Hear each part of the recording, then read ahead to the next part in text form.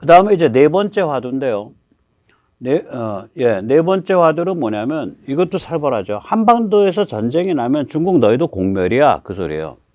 정확한 표현은 이겁니다.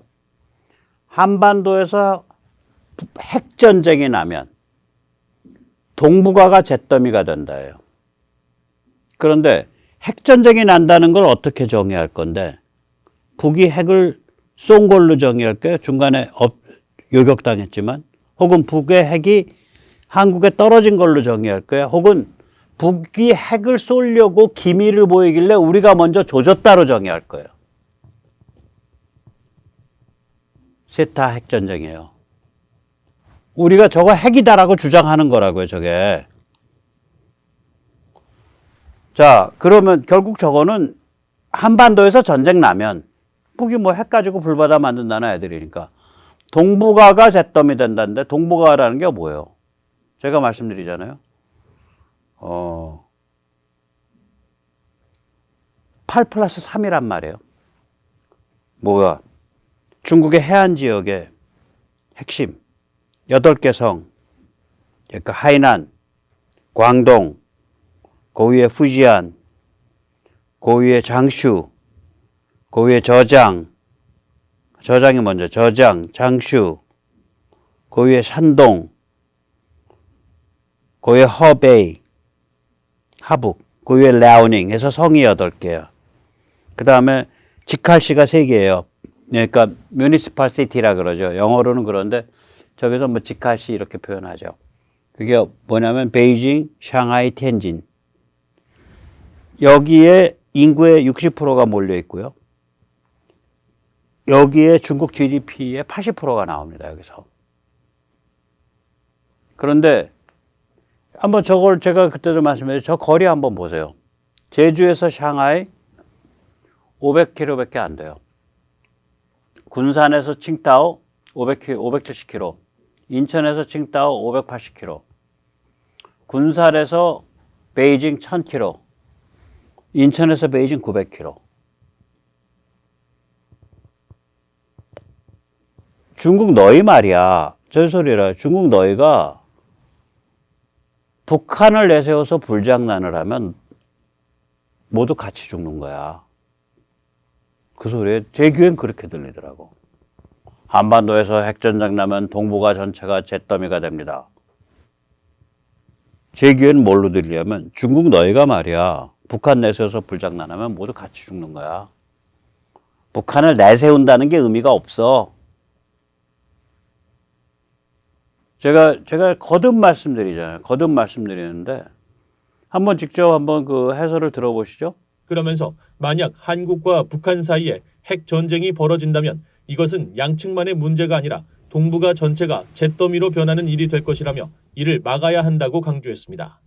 그러면서 만약 한국과 북한 사이에 핵 전쟁이 벌어진다면 이것은 양측만의 문제가 아니라 동북아 전체가 잿더미로 변하는 일이 될 것이라며 이를 막아야 한다고 강조했습니다.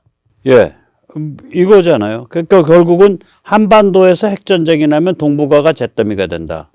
그래서 그런 일은 말려야 된다. 근데 그걸 거꾸로 제식으로 해석을 해서 제 귀에는 어떻게 들리냐? 중국에 대한 경고입니다. 너희 말이야 중국. 북한 내세워서 도발하면 내세웠다라는 게 의미가 없어. 그냥 너희도 다 공멸이야 임마. 저는 저 발언 수위들 보면서 야 센데 그렇게 느껴집니다. 이제 5번째 화두죠. 예, 우크라이나에 무기를 지원할 수도 있다. 물론 전제가 붙죠. 러시아가 민간인을 대규모로 공격하거나 국제법상 용납될 수 없는 대량 학살을 하면 우크라이나에 무기 지원이 가능하다. 오케이? 근데 가만히 보세요. 이 조건은 이미 다 됐어. 어린애들만 뺏어간 게 벌써,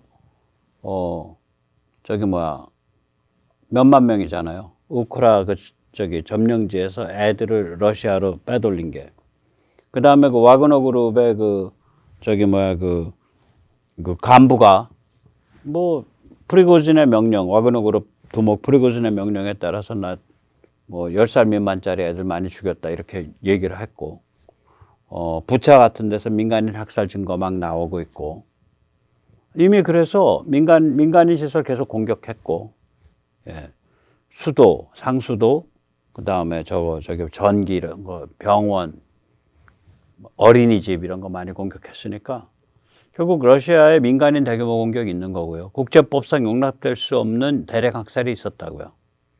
따라서 이런 것에 비춰서 지원하겠습니다 하면 이제 지원 가능하다는 소리예요. 그러면서 이제 윤 대통령이 뭐라고 말을 했냐. 침략당한 나라를 돕는 것은 그런 것을 막는 국제법이나 국내법은 성립할 수 없다. 이게 무슨 얘기냐면 너의 민주당 말이야. 지금 뭐 MBC나 뭐 이런 거 내세워가지고 계속해서 뭐 그 대한민국 안보를 위태롭게 한다고 우크라이나 뭐 우회적으로 무기를 지원하겠다 시비 걸고 있는데 너야 한번 빨가벗고 임마 자식아. 그러면 지원 반대 법안 한번 만들어봐. 너 한번 만들어봐 임마. 뭔 일 당하는지 한번 보자. 그 얘기예요 지금. 너희가 만들더라도 난 거부하겠다는 거예요. 침략당한 나라가 자기의 주권을 위해서 자기의 자유를 위해서 분투하고 있는데 그걸 지원하는 것을 막는 법을 너희가 국회에서 통과시키려고 그래? 나 거부할 거야 임마. 정면으로 민주당 보고 얘기한 거예요 지금 저거. 그래서 이런 것들을 이제 언론이나 방송에서는 이 우리의 그 친중 종중 세력이 워낙 그 또 친북 종북 세력이 워낙 강하니까 또 그게 정당으로서 민주당과 깊은 관계도 있고 그러니까 이렇게 그 나를 세워서 해석을 안 해주더라고요. 그래서 나를 세워서 해석을 해보면 미국의 확장 억제가 살벌해져야 되는데 그게 어느 수준까지 살벌해져야 되냐? 나토의 핵 공유 프로그램보다 더 살벌해져야 된다. 그게 강론 1번. 두 번째 강론 2번은 뭐냐면 확장 억제를 가지고 같이 사용하고 같이 계획하고 이런 것 같이 훈련하고 이런 거 하는 게임 이 시스템 짤 때는 일본은 도움이 안 돼. 일본은 그 점에서는 하나도 안 움직여. 그러니까 미국 아저씨들 당신들은 앞으로 동아시아의 최대 파트너가 한국이라는 걸 명심하도록. 그게 두 번째 강론 두 번째입니다. 강론 세 번째는 뭐냐면은 한반도에서 전쟁이 나면 동북아가 잿더미가 된다. 다시 말하면 야 중국 너희 말이야. 북한을 내세워서 도발을 하면 너희도 공멸이야. 이게 강론 세 번째입니다. 강론 네 번째는 뭐냐면 야 러시아가 지금 민간인 그 대규모 공격, 민간인에 대한 대규모 공격, 국제법상 용납될 수 없는 대량 학살 이 기미가 있는데 이거 우리가 아마 우크라 직접 지원해야 될 것 같아. 근데 이 지경이 돼서 직접 지원하는 걸 너희 민주당이 국회에서 법을 만들어서 날 방해하려 그래? 너희 뭐 해봐 임마 한번. 빨가벗고 뛰어봐 임마. 그 소리예요. 이 네 가지가 그겁니다 지금. 좀 살벌하죠. 예. 그래서 제가 이걸 출사표라고 이야기를 한 겁니다. 자, 이제 일본 얘기가 나왔으니까 좀 이제 한미의 삼각 안보 체제에 대해서 이제 좀 말씀드리겠습니다. 이게 지금 본격 진화 중인데요. 13일 엊그저께 워싱턴에서 삼국 안보 회의가 3년 만에 개최됐죠. 3년 만에 개최된 것도 중요하지만 여기서 이제 그 거론된 내용이 좀 살벌합니다. 일단 삼국 연합 미사일 방어 훈련을 정례화하겠다. 미국의 감시정찰, 일본의 감시정찰, 한국의 감시정찰이 서로 떴다, 궤도 뭐다, 이렇게 요격할게요. 이번에 1차 요격은 그럼 한국이 한다, 뭘로 한다. 근데 1차 요격 실패하면 일본이 뭘로 한다. 그 실패하면 미국이 뭘로 한다. 이걸 하겠다는 거예요. 그 다음에 두 번째 대잠수함 훈련을 정례화하겠다. 다시 말하자면 남해와 동해에서는 감히 러시아나 중국 잠수함이 돌아다니지 못하도록 하겠다. 그 소리죠. 세 번째는 뭐냐면 이게 굉장히 중요한데요. 연합 해양차단, 해양봉쇄 훈련을 재개하겠다. 저기 듣는 순간에 머리털이 쭈뼛쓰더라고요.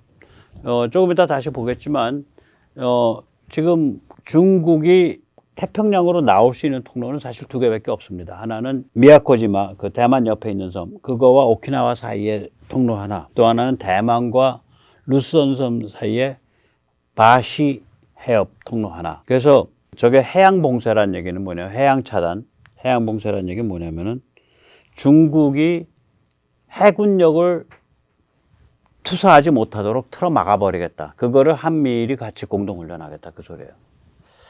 살벌합니다. 예. 그게 이제 최근에 있었던 워싱턴에서 열린 한미일 3국 안보회의에서 주요하게 논의되고 결정된 겁니다. 네. 이렇게 보면 이제 코드는 그럼 뭐야? 예, 코드니까 장난이었어요. 이게 왜 그러냐면, 이거 코드 하겠다고 주동한 게 이제 일본인데, 일본이 한계가 있죠. 이 2007년에 이게 아베가 발의를 했는데, 그동안에 외교 무대에서 만나서 인사하고 으쌰으쌰하고, 그래서 이제 코드의 모습이 좀 구체화된 건 2017년입니다. 10년 만에 구체화됐는데, 코드가 어디냐면 미국, 일본, 인도, 호주잖아. 근데 아까 일본 봤잖아요. 일본은 핵무기 사용 무슨 핵 확장 억제에 관한 공동기획, 공동실행, 공동훈련 이래버리면은 일본 도망가 버려요. 그리고 인도는 따로 계산을 돌리고 있고, 호주는 룰루랄라인 나라고.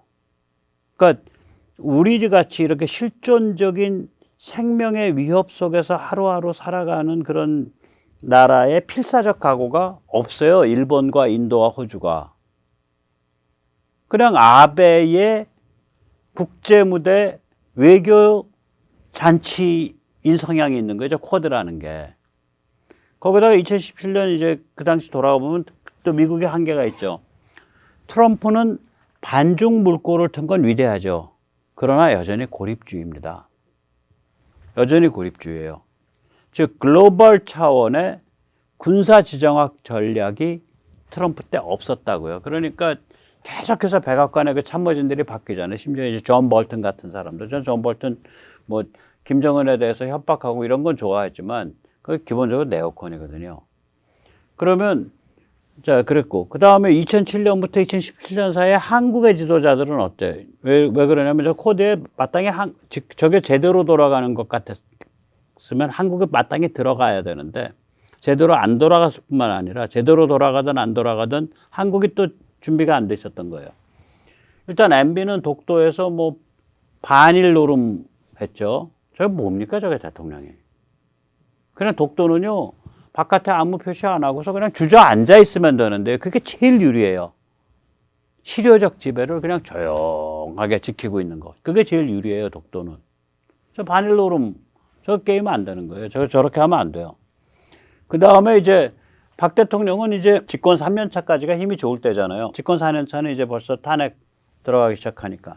집권 3년 차까지 가면 이게 2013, 2014, 2015란 말이에요. 2015년에 저기 그 그림에 나온 대로 저게 뭐예요? 저게 그 천안문 광장에서 시진핑, 푸틴, 박근혜 대통령 이게 그러니까 그 힘이 좋았던 시절 2015년 말까지 중국에 기대서 북핵을 해결하려고 시도를 했기 때문에 코드 같은 거에 대한 기본 개념 혹은 고민이 약했죠.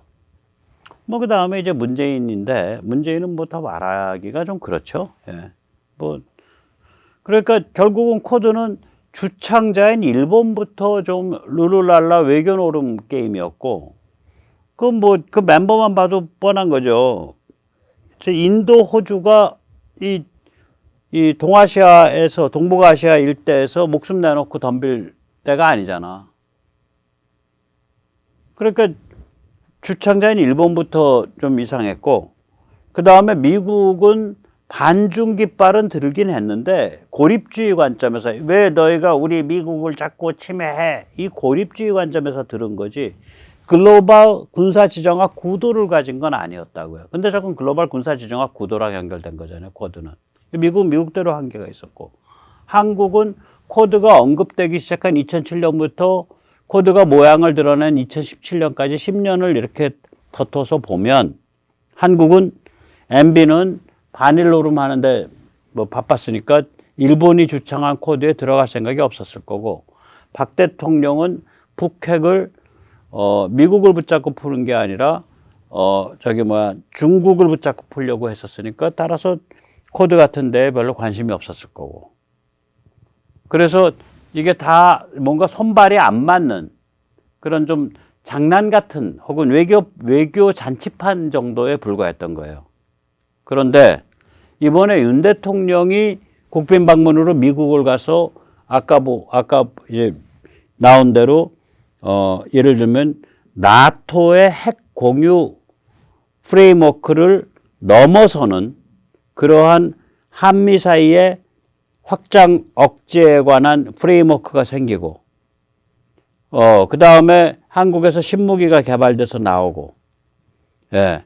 그 다음에 MD가 서로 연동을 하고 뭐 이런 일들이 이제 벌어지게 되면은 이거는 코드랑은 게임이 다른 거예요. 그냥 차원이 다른 거예요. 코드는 좀 장난스러운 외교 잔치판이었고 이거는 진짜로 생사를 걸은 그 결기, 사생결단의 결기, 사중생의 결기가 아주 철처럼 흘러넘치는 그러한 프로젝트가 되는 겁니다. 여기서 잠시 이제 미국의 지금 저는 바이든 정부에게 끝나는 일이 아니라고 봐요. 이게 지금 제가 말씀드리지만 글로벌리즘 3.0, 샌프란시스코 글로벌리즘 대개 1991년까지 냉전 때 이제 되는 거죠. 그 다음에 한 30년은 타락 글로벌리즘, 그리고 2022년 우크라 전쟁을 계기로 해서 삼축 글로벌리즘 3.0인데 여기에 이제 군사지정학은 결국 뭐냐면 중국과 러시아를 동시 패션으로 제압해 버리겠다는 거죠. 제가 이름을 좀 붙여봤어요. 이거를 네오글로벌리즘이라고 해야 되나? 그러면 이거를 추진하는 사람들을 네오글로벌리스트라고 해야 되나? 하고 이름을 좀 붙여봤어요. 이 구성은 왜 삼축이냐? 미국 리더십, 그 다음에 현지 자유공화 세력, 그 다음에 글로벌 시장인데 이 네오콘과 뭐가 다르냐면 네오콘은 현지 세력에 대해서는 관심이 없었어요. 저는 이라크 침공을 했을 때요. 미국이 이라크의 현지 평정을 위해서 이라크 출신들로 3, 4만 명이 준비되어 있다고 생각을 했어요. 그 정무적인 일, 행정적인 일을 할 사람들. 하나도 준비 안 돼 있었다고요. 매우 교만한 미국 일방주의예요. 군사력으로 빵 쳐서 잡아뜨리고 그리고 그런 형식적인 어떤 형식을 갖춘 어떤 민주적인 제도 만들면은 우리 미국 아저씨들 가무싸 합니다 하면서 그게 잘 돌아갈 거다 뭐 이런 생각이에요. 저게 황당한 거죠. 그 다음에 삼축 글로벌리즘은 가만히 보고 있으면 여기 좀 사상가들이 있는데 트럼프에 대해서 반중을 표방했다는 걸 굉장히 높게 평가해주는 프린스턴 대교 스티븐 커트킨. 그 다음에 트럼프가 이게 글로벌 군사지정학 게임 하나도 모르고 이 사람 저 사람 다 쳐내고 막 젤렌스키도 목 졸르려고 그러고 저거 황당한 인간이다라고 해서 엄청난 반 트럼프 성향을 갖고 있는 예일대의 역사학자 티모시 스나이더. 그 다음에 뭐 그런저런 얘기는 안 하지만 기본적으로는 전체적으로 잘 가고 있다라고 보고 있는 세계적인 군사 지정학 전략가 조지 프리드만 이런 사람들이 사상가인데 네오콘 시대를 가만히 보세요. 사상가가 없어요. 저런 군사 지정학의 깊은 사상가들이 없어요. 지금 스티븐 커트키나 티모시 스나이더나 조지 프리드만이나 다 그 각각의 분야에서 일가를 이루고 세계 탑 클래스예요. 스티븐 커트키는 그러니까 소련과 중국을 중심으로 전체주의 비판에 있어서 1등이에요. 탑이에요. 넘버원이에요. 전 세계에서. 그다음에 티모시 스나이더는 그 중부 유럽, 동유럽에 있어서의 전체주의 비판과 그 역사에 있어서 탑이에요. 그다음에 조지 프리드만은 뭐 잘 아시지만 군사 지정학에 있어서 탑이고. 저런 사람들이 없어요. 네오콘에는. 저런 급의 사상가들이 없었다고요. 예, 그다음에 이제 주도 세력을 보면 지금 삼축 글로벌리즘은 정보기관 인텔 커뮤니티 I, 그다음에 군부 밀리터리 M, 그다음에 외교관 디플로맷 이런 분야의 핵심 브레인들. 그러니까 IMD의 핵심 브레인들이에요. 네오콘은 그렇지 않아요. 세계은행장 했던 월포비츠, 뭐 누구, 뭐 존 볼튼, 저 윗대가리는 이제 딕 체니, 럼스펠드 이런 소수의 음모가들 그리고 그거 옆에서 바람 잡아서 계속 부풀려서 떠들어주는 그랬다고 네오콘은. 그러니까 네오콘은 진영이 빵빵하게 짜여가지고 힘을 잡았던 게 아니라 냉전을 끝내고 미국의 힘이 막 넘치고 체제 경쟁에서 이겼다는 그 승리에 도취돼서 무엇이든지 다 할 수 있다라는 그런 그 교만함 이것 때문에 팍 뜬 거지. 지금의 삼축 글로벌리즘 그러니까 네오 글로벌리즘처럼 저렇게 빵빵하게 짜이질 않았어요. 그래서 이 네오 글로벌리즘, 삼축 글로벌리즘 3.0이 지금 미국에서는 초당적 지지 기반을 형성하고 있습니다. 여기에 대해서 반기를 드는 공화민주 다 이걸 이제 이쪽으로 오고 있는데 반기를 들고 있는 거는 하원에 약 40명에서 50명쯤 되는 트럼피스트 고립주의 세력인데 이 고립주의 세력이 고립화되는 현상이 나오고 있어요. Isolation of the isolationist들. 그러니까 isolate isolationist 이렇게 되는 거죠. 고립주의자들을 고립시켜라. 저 현상이 나오고 있다고요. 그래서 주변화되고 있어요. 예, 그래서 결국은 이제 이 그림에서 보듯이 이제는 좀 가려졌지만 그 러시아를 포위하는 Z벨트, 그다음에 중국을 포위하는 U벨트 이게 동시 패션으로 가동이 돼서 결국은 이 삼축 글로벌리즘의 군사지정학 전략은 중국과 러시아를 한솥에 몰아놓고서 제압 순치하겠다. 그럼 러시아부터 달라지기 시작할 거다.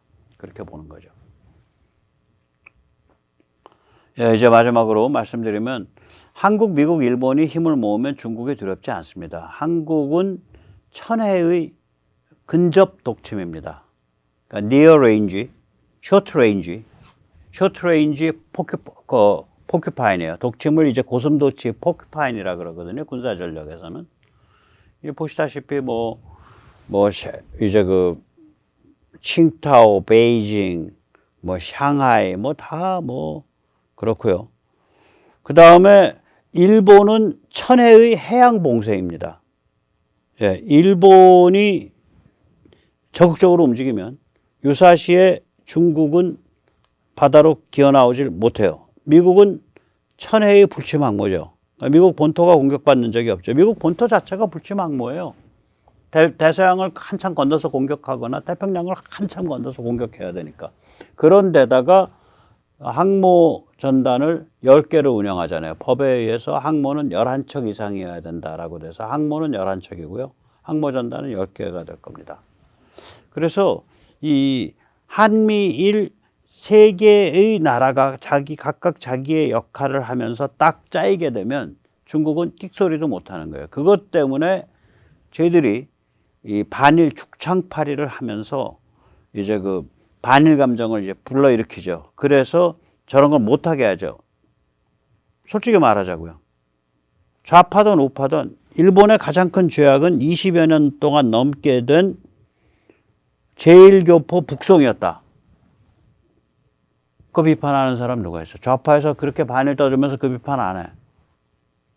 일본의 인류에 대한 사상적인 가장 큰 죄악은 현대 문명, 모더니티를 완전히 물질, 닥치고 부국강병으로 해석을 해서 그걸 성공시킴으로써 전체 인류가 다 닥치고 물질, 닥치고 부국강병으로 쏠리게 만들었다. 그래서 일본한테 쥐어 터져갖고 분발해갖고 일본 모델 따라서 간답시고 중국은 공산화됐고 일본한테 쥐어 터져서 분발해갖고 일본 따라잡겠다고 해서 러시아도 공산화됐고 그 다음에 일본이 그렇게 뜨는 거 보고서 독일에서 나치가 등장하고 이게 다 일본이 이렇게 그 고리를 푼 거예요. 그러니까 지금 우리가 한류 뜬다고 좋아하는데 100년 전엔 한류가 문제가 아니에요. 인류의 인류. 일본 일자에다 류.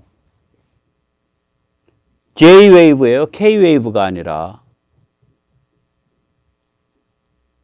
그 J-웨이브의 핵심은 BTS 방탄소년단이나 블랙핑크가 아니에요. 반도체가 아니에요. J-웨이브의 핵심은 뭐냐면 닥치고 부국강병, 닥치고 물질. 물신숭배.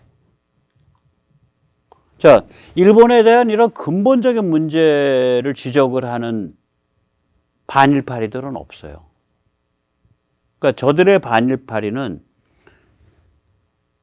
정확히 표현하면 한국, 일본 사이의 지소미아 혹은 안보 협력에 대한 반대예요. 한일 안보 협력 반대예요. 반일이 아니에요. 그걸 위해서 밑밥을 까는 거예요. 반일로. 그러면 노림수는 뭐냐?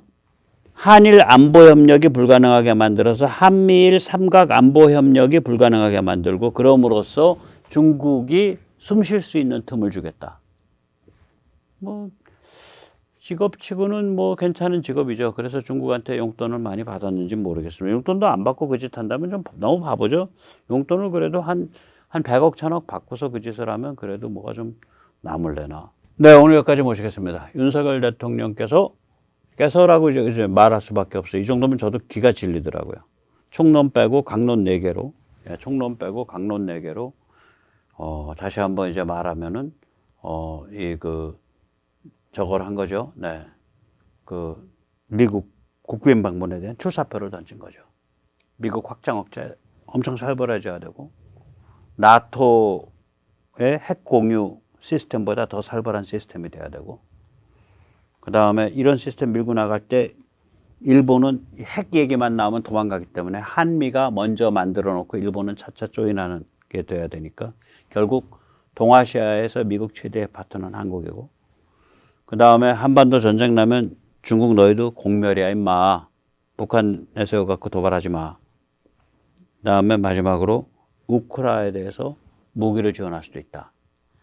대단한 출사표입니다. 국빈 방문 방미 아주 큰 성과 거두시기 기원합니다. 오늘 여기까지 모시겠습니다. 감사합니다.